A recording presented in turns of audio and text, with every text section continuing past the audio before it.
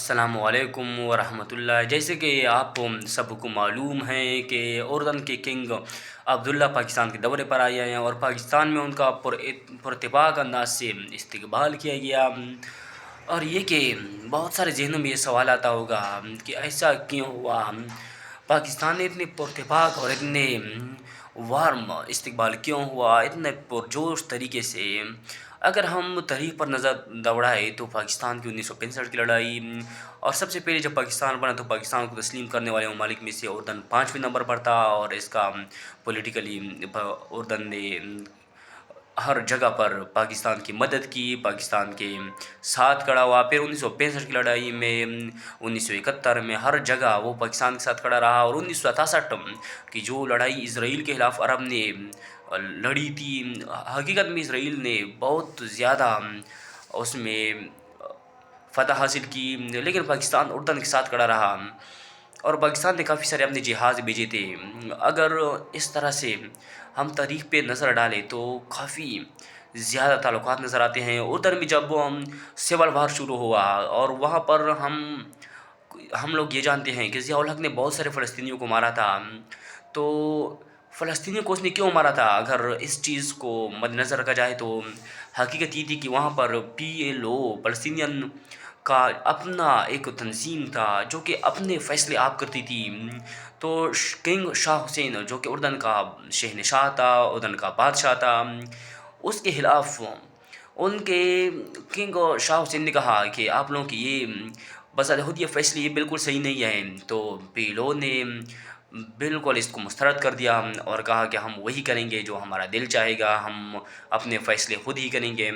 تو اردن کنگ شاہ حسین کو یہ پتہ چلا کہ یہ تو ریاست کے اندر ریاست بنتا جا رہا ہے، تو اس کے خلاف اس نے قدم اٹھایا، پاکستان کی مدد چاہی۔ بریگیڈیئر تھے اس وقت جنرل ضیاء الحق صاحب، تو ضیاء الحق وہاں چلے گئے اور وہاں پر ان کے خلاف آپریشن کیا۔ PLO کے کافی سارے لوگ مارے گئے۔ حقیقت یہ ہے کہ PLO والے اردن کے مسلمانوں کو مار رہی تھی، ایک سول وار تھا، مسلمان کو مار رہے تھے۔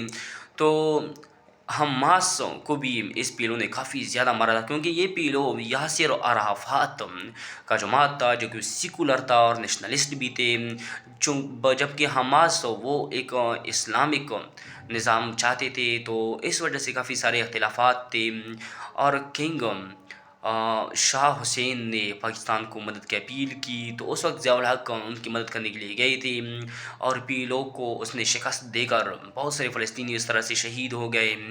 اور جبکہ حقیقت یہ ہے کہ یہ فلسطینی اس وقت اردن کے لوگوں کو شہید کر رہی تھی، اور اس کے بعد ہر جگہ پاکستان اردن کے ساتھ کھڑا رہا، اردن پاکستان کے ساتھ۔ اب اردن کو ایسی کیا ضرورت پیش ہوئی کہ اس کو 2004 میں دورہ ہوا تھا، اور اب اردن کا کنگ عبداللہ پاکستان آیا، اس کو ضرورت کیا تھی؟ جبکہ اسرائیل کے ساتھ اردن کے کافی اچھے تعلقات ہیں۔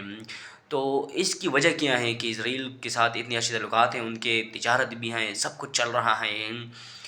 اس کی ایک ہی وجہ ہے، اور وہ یہ ہے کہ اردن کی مجبوری ہے، کیونکہ اگر اردن اسرائیل کے ساتھ تعلق ختم کرے تو یہ کہ اسرائیل بہت زیادہ مضبوط ہیں، ان کو تباہ کر سکتا ہے اردن کو، اور دوسری یہ کہ اردن کو جو پانی ہے وہ اسرائیل سے بہتا ہوا چلا جاتا ہے، تو اسرائیل اس کو بند کرنے کی صلاحیت رکھتا ہے۔ تو اس طرح سے اردن کی جو معیشت ہے وہ پوری طرح سے تباہ ہو کے رہ جائے گی۔ لیکن دوسری طرف یہ پاکستان کی مدد چاہتے ہیں اردن والے، پاکستان کو انڈیا کے خلاف ان کی مدد کی ضرورت ہے کہ تاکہ دنیا میں بیانیہ پاکستان کا مضبوط رہے، جبکہ اردن کو پاکستان کی ضرورت ہے۔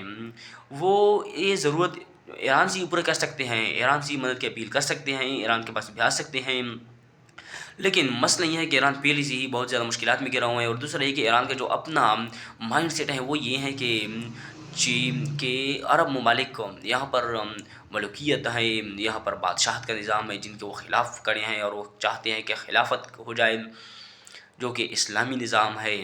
تو اس لیے کنگ عبداللہ جو کہ اردن کا شہنشاہ ہے وہ ان کے پاس نہیں جا رہے، نہ ہی ترکی کے پاس جا رہے ہیں، کیونکہ ترکی بس خود ہی اسرائیل کے سامنے گھٹنے ٹیک کے کھڑا ہے، اسرائیل کے ساتھ ان کے اچھے تعلقات ہیں، اگر ہم صحیح معنوں میں نظر دوڑائیں تو دو ممالک ہیں، ایک ایران ہے، دوسرا پاکستان ہے جو کہ اسرائیل کے خلاف کھڑا ہے۔